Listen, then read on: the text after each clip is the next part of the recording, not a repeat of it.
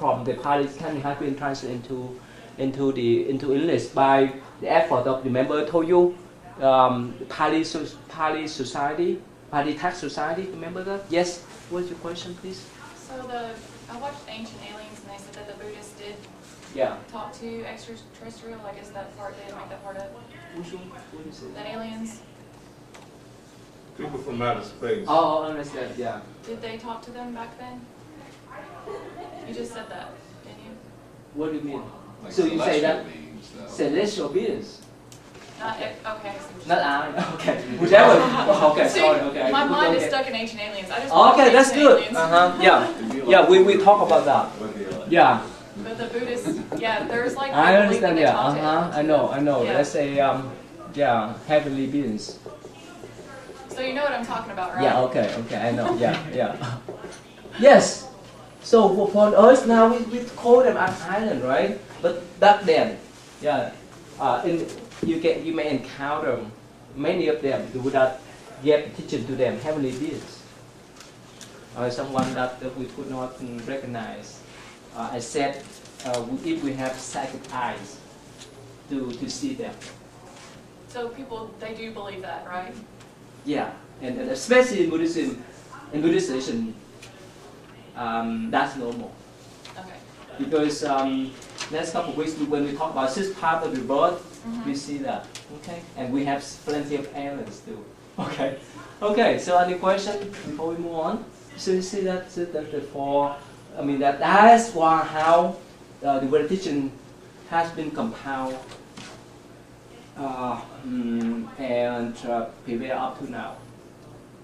Of course, there's some kind of authenticity of the sutra, but most of the time there's some basic guidelines that most Buddhists could recognize whether it's just, whether these teachings are considered as authenticity or fake one. This is some basic guideline. Yeah. Okay. So probably on when we talk about that part, the Buddha teaching the Dharma, we will discuss about that. Okay. Yeah. All right. So let's just move on. The next one.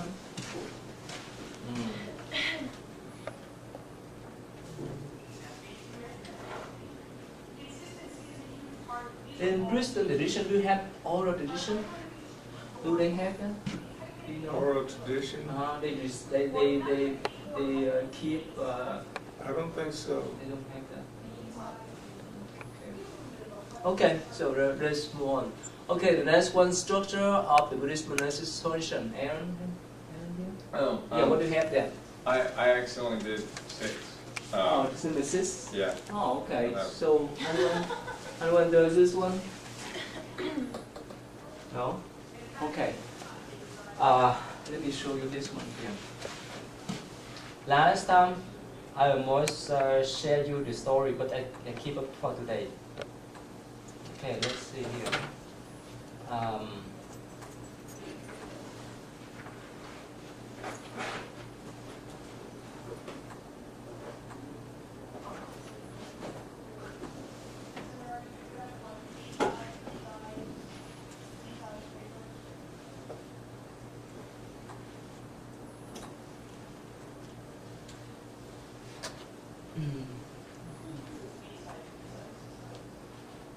Okay, here.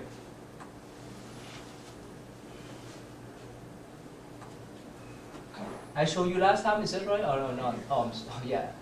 The others class. Have you seen the Buddhist monk go out? Not yet. This is the first time? Yes. Oh, okay. Can you see?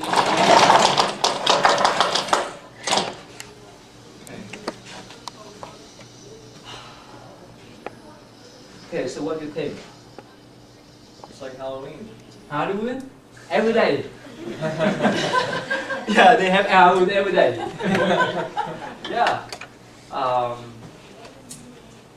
That's a lie. According to the traditions, especially here, the Lao tradition. Let me tell you this story. So one Theravada monk, he's American monk, he came to my monastery a few years ago, and he told me a story that one day he went to San Francisco airport, and he hold that ball. Oh, and still inside that I don't know which terminal. So he's inside that airport, so that he could get something from whoever he did, eat lunch. But when he stood there, what happened? People could not recognize him. And what happened? He could not. He didn't have any. People didn't put any food inside his bowl, so he skipped his lunch on that day. Back then, yes. They didn't put no money in there? I don't know. But he said, actually for them, they're not supposed to receive money. They're supposed to get food, that's all. Yeah, so he has to skip that lunch. And back then, I think now that people may know more of the Theravada monks.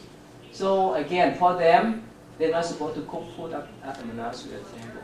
They either go out, beg for food, or to stay at the temple so that the lay people come to cook or to provide food for them. But not for us. We don't do that kind of fancy thing.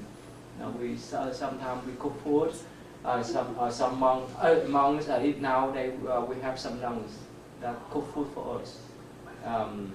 And even can you imagine I handle the bowl and stand here. No one recognizes what I'm doing now, right? This friend. Anyway, so that is the reason why we call this one a conservative tradition, because they follow the old tradition, the early tradition that the Buddha established. Remember the times that when the prince sneaked out of the city and saw the Hindu monk who carried the bowl. Remember that? That's the image that he utilized later on. He applied later on for his monastic sangha. And why? Why do we need to beg for food? Instead of go out to do business, to get money or to get wealth, so that we can support our spiritual life. Why is that? What do you think? Why do you go to get, you mean money and food? No, I mean that, especially for the Theravada monks. Why do they need to go out to beg for food? Why? So they can live. Of course, but why don't they go? Why don't they work? Oh, okay. That's my point. Like, why don't they go for money, for food? What do you think? Power. Power? Wouldn't that create an attachment? That's the point. That's the point. Remember, in Buddhism, sorry, these are the things that keep us here. Wealth,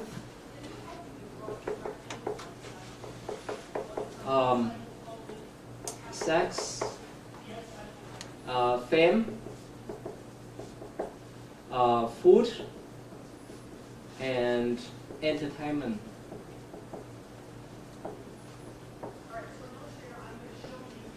Entertainment is very right? Okay. So they are the what we call the five main craving that keep us here. If you read any stories from internet, from books, if you watch any movies, or if you listen any radio show everywhere, most of the time, or all the times, they would carry one of these agendas. Is that right? You understand what I'm talking about? Yes. If they don't talk about money, they talk about human relationship or fame, right, and so forth. See that? And for the monk, in order to get out of the birth cycle, in order to be free from this kind of emotional fluctuation, when you involve with them, can you be at peace? What do you think? When you do business, gain and loss, can you handle? I mean, You understand my point? yeah, I understand your point very well. So the purpose of I would encourage monks to go out to bed for food is what? Again, to help them to lose their self-esteem, attachment to ego. Plus, of course, we need food to eat to sustain the body. But when they go out to bed for food, and that's the way they do missionary work too. When whoever, especially lay people, when they offer the food, that's the way they can get the merit. Plus, if they need the spiritual advice, the monk would provide. It's similar, right? In our tradition, right? In the church, the lay people come to listen to the sermon of the priest or the pastor, and in return, they donate some kind of money, right? For the priest and the pastor, they don't do this thing, right? They just stay at the church, right? They do the preaching, and they receive in return the material support or monetary support from lay people. This is two forms of support, but it's not the extreme one. The point is, you understand, right? To try to minimize the attachment. Try to spend more time for meditation. Like you go to school, you spend more time for studying. What happens if you have a part-time job or full-time job? It may affect your studying, right? It's common sense. The reason why if you are in any kind of field, professional field, you need to be in there. Otherwise, maybe you could not do it in the thought welcome way. So that is why for the monks, they supposed to go out to beg for food, especially for the traditions. And of course for us, we're not supposed to do any kind of business. And even for doing the fundraisings, of course many people nowadays they do it, but they don't do that. Yeah. Oh, yeah. So I have a question. Yes. You teach here. Yes. So where does your funds go? Go to my temple. Yeah. So that I can pay utilities and mortgage. Yeah, of course, the lay people, I mean, the Asian, the Vietnamese people, they support me too. Yeah. Yes? So, are monks not allowed to marry because is that an attachment, or how do Buddhists feel about marriage? We talk about that probably next week, sometime next week too. Yeah. Yeah. So basically, it's normal for lay people to get married. It's normal. But of course, if you want to dedicate for your life for spiritual path, you better stay alone. Have more time for yourself. Make sense? But if you have, let's say, wife, children, or husband, children, you have all kinds of responsibilities. Not talking about attachment, right? When you have a child, well, if you run away from him, you have to pay child support or stay with child. You see that? But that's normal, right? So anyways, you have more time if you stay with celibacy, right? Okay, so let's go back. So in the old tradition, so again, Buddha established a tradition that monks were supposed to go out to beg for food so that he could spend more time to do meditation than to do business or whichever is what that normal people do.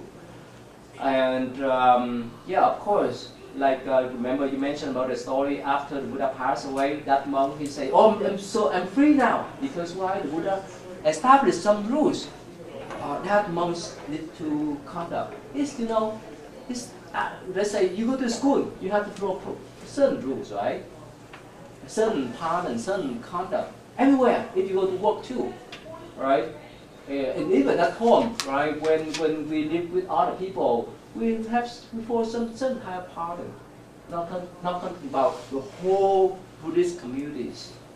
So because you do things, the things you do may affect to others. So these rules can keep you pure and at peace. That's the point. Or when we talk about Vinaya, that's the rules or the common of the monks. I will talk about that briefly. Is that clear? Okay. Yeah. Let us move on.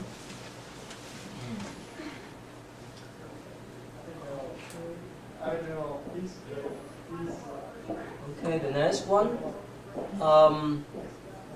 Yes, early like Buddhist, like what you have. Well, mine kind of goes along with the whole regulation of the Sangha.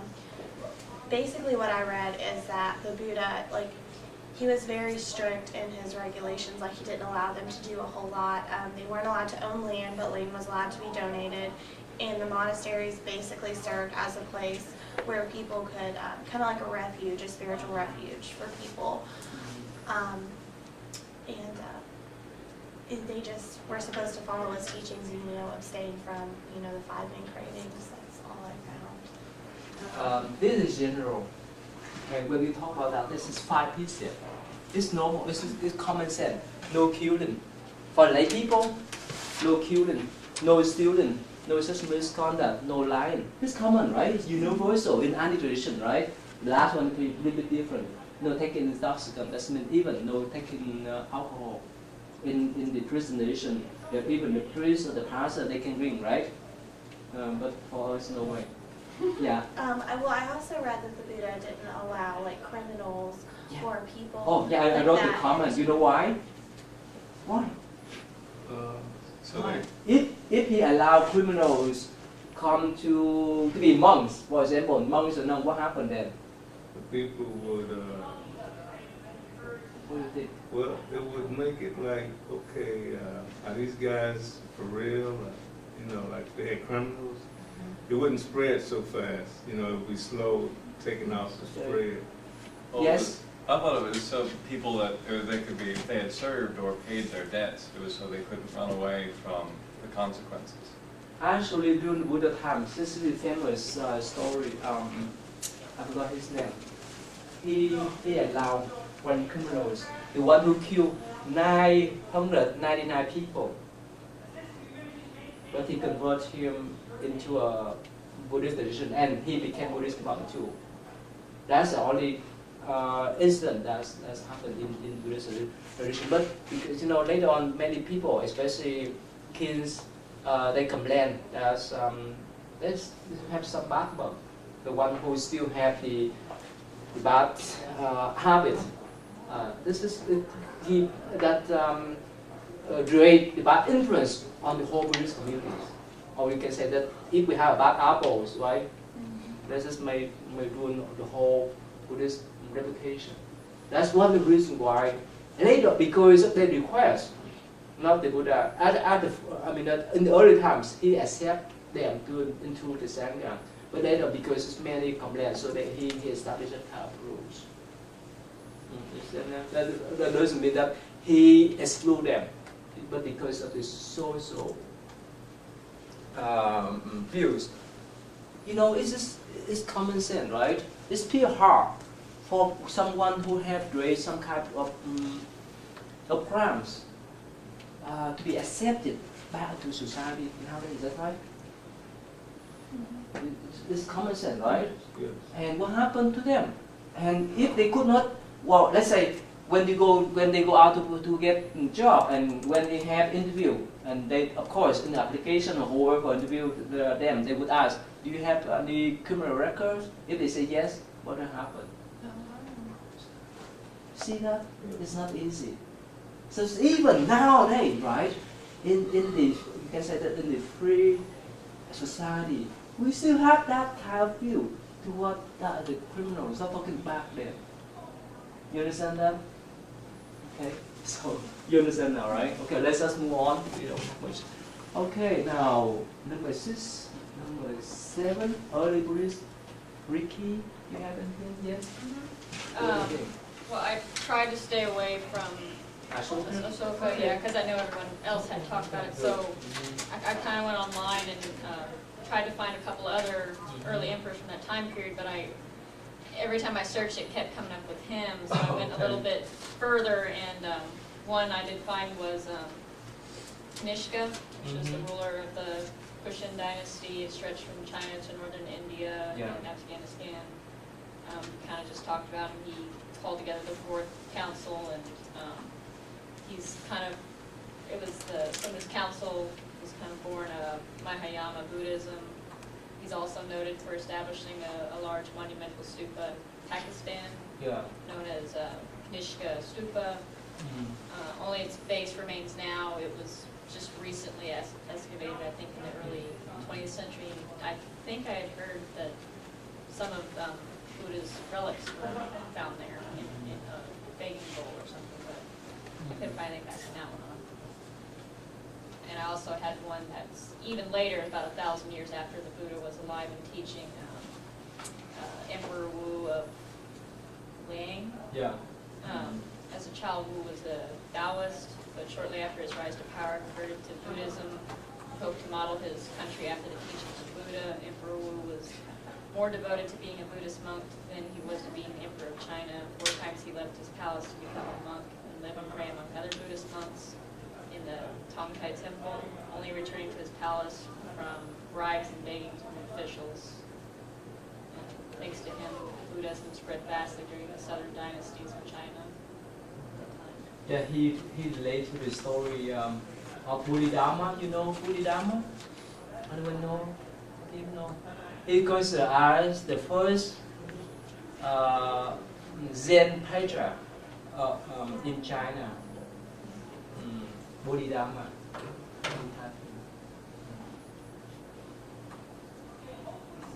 You may see his image in most of this temple.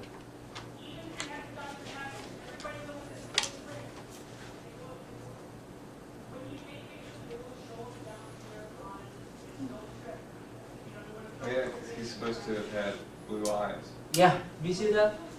You recognize how you recognize him? Okay, yeah, that's called Buddhidharma. That's related to the old land Buddhi during the 5th or 6th century. Anyway, let's just go back. Thank you. About other one, and one of you. I had. You have it? All I found was Ashoka. Okay. So. Yeah. About him. Yeah. He was the king of most of India from, what was it, like 269 BC to 232 or something like that. Yeah, we will talk about him next week too. And on figures. he was a really mean guy. Mm-hmm. Then he conquered this one place and like destroyed it, and then converted to Buddhism, and he was really sorry about it and wrote some stuff about that. And then once he became a Buddhist, he was a lot nicer, became kind of peaceful, better ruler, and made a lot of, what do they call, stupas for relics, and built a bunch of statues and whatnot. And he was responsible for a lot of the missionary work for spreading Buddhism, like to Sri Lanka and like Kashmir and into Afghanistan. And that's about all I can remember. Okay, good. How about let us move on? Thank you. Okay, yeah. Christina, right? Okay. So now He basically just said everything that I found, Okay. except that I found a lot of debates on it. Like, some people are debating that whether or not he even truly became a Buddhist, or if he just did it for show to get people's like trust. Mm-hmm. So there's debates on that. That's Yes. really all I have to add to it. Mm-hmm. That's all you have? Well, he basically said everything. Okay, do you have anything to add? Yeah, I know whenever he converted, I forgot what the name was, but like there's this really charismatic young monk that talked to him Oh, okay. and helped him become a Buddhist. And yeah, pretty much all what they said. So, okay, here. Yeah, let me ask more. How about others? Have you read his story? Yes. What I do you went a have? little bit into it with his devotions, like Okay. I talked about him. Okay, that's good. a lot. I know he sent emissaries as far as Greece and Mhm. to China Yeah. and to parts of Southeast Asia. He planted throughout his entire kingdom along roads and everything. He planted trees and wells to help travelers be able to get to and from different places to help spread the word. He put a whole bunch of statues up talking about the Dharma and the sins that were the sins and the good deeds that he wanted throughout his kingdom, and that's how everybody who was higher up in his kingdom, he told them that he wanted them to rule using the Dharma as their guide. Yeah. Yeah, actually, somehow, according to majority of scholars, they have a positive view on him than the negative one. Yeah, so this is a country he spread, he sent the dictionary. But let me tell you a story. It's too interesting. This is legend, but it's up to you. Yeah. So start from what they call the war of what they call Kalinga. Let me see here. Here the word Kalinga. Here, small state. Of course, now become Orissa state in India. So when Ashoka ascended to the throne, he tried to unify all of Indian subcontinents, but somehow this state still resist to his power. The reason why he sent army to invade them, it's no more, for the king. But during this, what they call the battle of Kalinga, he, according to the records, he killed over 100,000 people. It's like massacre, yes. What's the name of that battle? Kalinga. Kalinga. Can you Kalinga. Kalinga. That's Kalinga is his country too. Okay. So he sent a huge army to conquer them, and he killed over 100,000 of people. And he has attacked Red Fort later on because of massacre. And according to the story, yeah, let me see. Yeah, okay, we have times.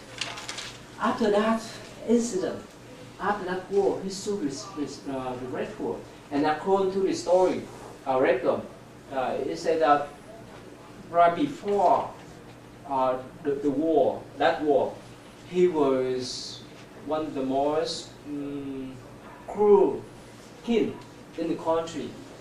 And what happened? He raised hell on the earth. So he made order to find the most cruelest one that could handle his hell. It's like a prison. So he made the rules that whoever go into that place could not get out. That means that person would be tortured and executed inside that hell or that prison. So of course, this is a lot of story involved. So again, one day, this young monk, he carried the bowl, baking bowl around, and somehow he ended up there. In that, you can say that prison, and he was captured, and so they put him into the boiling water. So they want to boil him, they want to burn him with the boiling water. But somehow, because he's so sincere, plus of course you can say that subsequently he concerned about that. He's so sincere that he focused his mind on the death, that somehow they could not burn him, and he's still alive. The reason why the jail, is that the jailer? What do you call now? The one who take care of the jail, what do you call? Oh, the guards. The guard, you can say the guard. warden. The one who take care of that prisoner, that hell. Report to the king. Oh, so strange.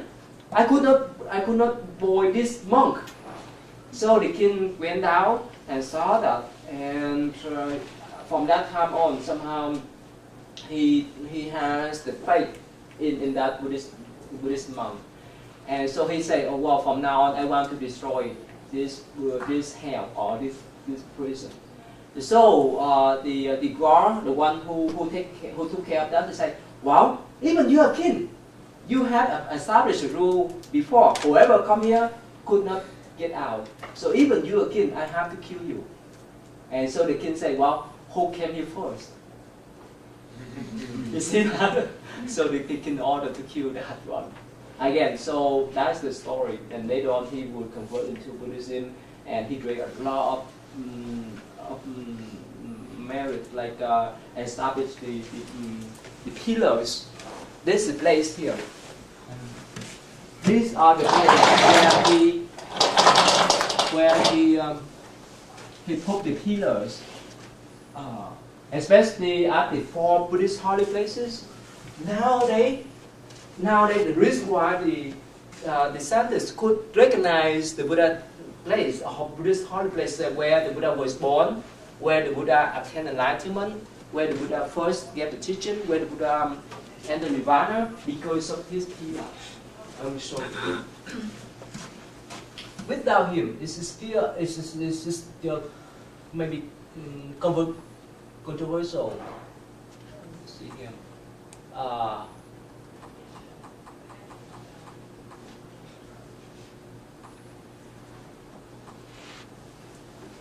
Here is talk about that.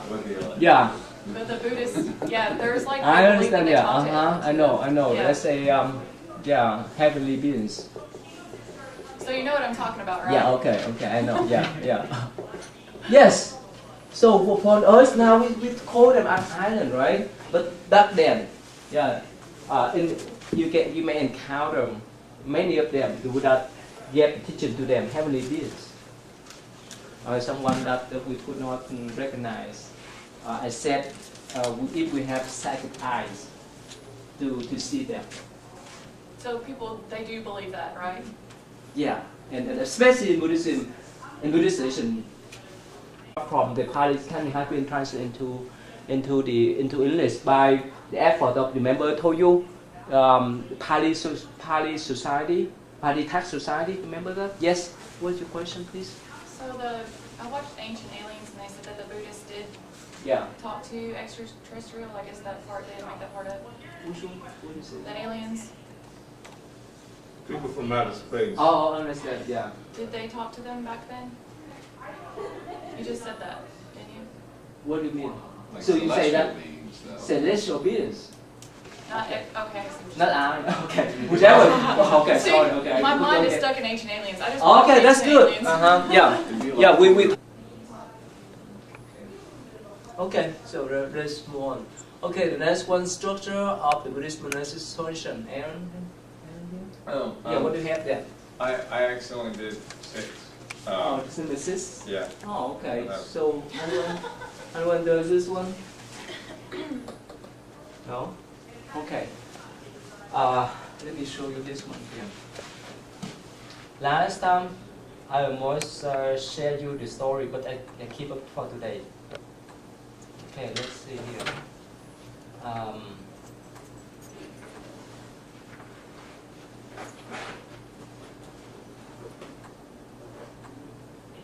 That's normal. Okay. Because next couple of weeks when we talk about 6 parts of the birth, we see that. Okay, and we have plenty of aliens too. Okay, okay. So any question before we move on? So you see that the 4. I mean that's why how the Buddha teaching has been compiled and prevailed up to now. Of course, there's some kind of authenticity of the sutra, but most of the time there's some basic guidelines that most of Buddhists could recognize whether it's just, whether these teachings are considered as authenticity or fake one. This is some basic guideline. Yeah. Okay. So probably on when we talk about that part, the Buddha teaching the Dharma, we will discuss about that. Okay. Yeah. All right. So let's just move on. The next one.